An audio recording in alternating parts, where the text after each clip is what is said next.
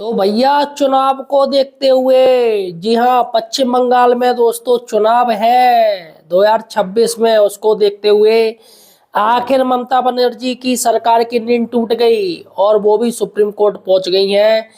शिक्षकों के लिए पुनः विचार याचिका दायर कर दी है। जी हाँ दोस्तों, सबसे बड़ी खबर है कि अभी भी पुनः विचार याचिका दायर की जा रही है। बताइएगा यार, इतना टाइम हो गया।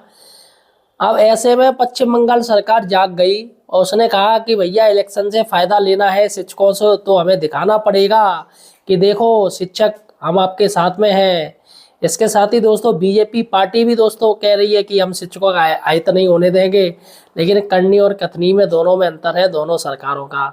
शिक्षक पिस रहे हैं। देखिएगा दोस्तों, सबसे बड़ी खबर है कि पश्चिम बंगाल ने भी टेट के राहत पाने के लिए, जी हाँ, टीचर्स को टेट राहत देने के लिए सुप्रीम कोर्ट में पुनः विचार याचिका दाखिल कर दी है। इतने समय बाद देखिएगा, 60 से याचिका चल रही है।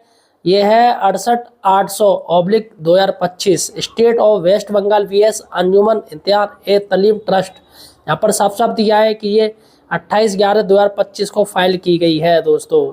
तो यहाँ पर चलेगा, जब जागो तभी सकेगा। अभी स्टेटस इनका पेंडिंग चल रहा है। और दोस्तों सबसे बड़ी बात है कि काफ़ी राज्य आ गए हैं जिन्होंने पुनः विचार याचिका दाखिल कर दी है और पश्चिम बंगाल भी अब इसमें आ गया, पुनः विचार याचिका दाखिल कर दी है।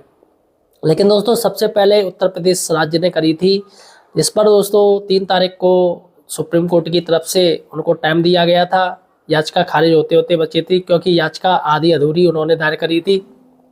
3 तारीख तक का समय दे दिया था, 1 महीने का, 1.5 महीने का।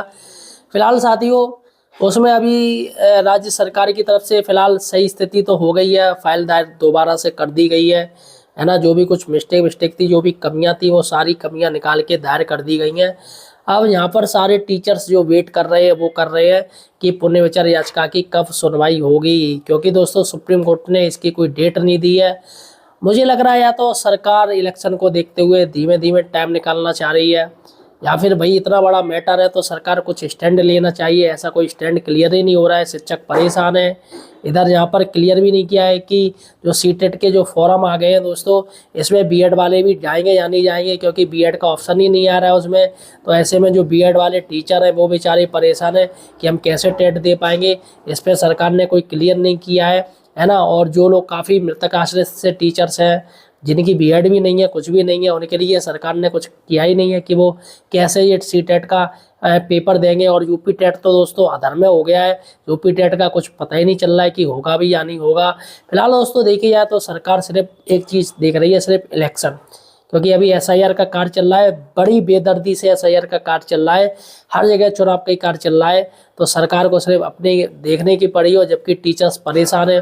टीचर्स यानी सरकारी एम्प्लॉय की कोई वैल्यूएशन नहीं है दोस्तों, इसलिए स्थिति ऐसी हो रही है। टीचर्स बेचारे क्या करें, मरे ना तो क्या करें।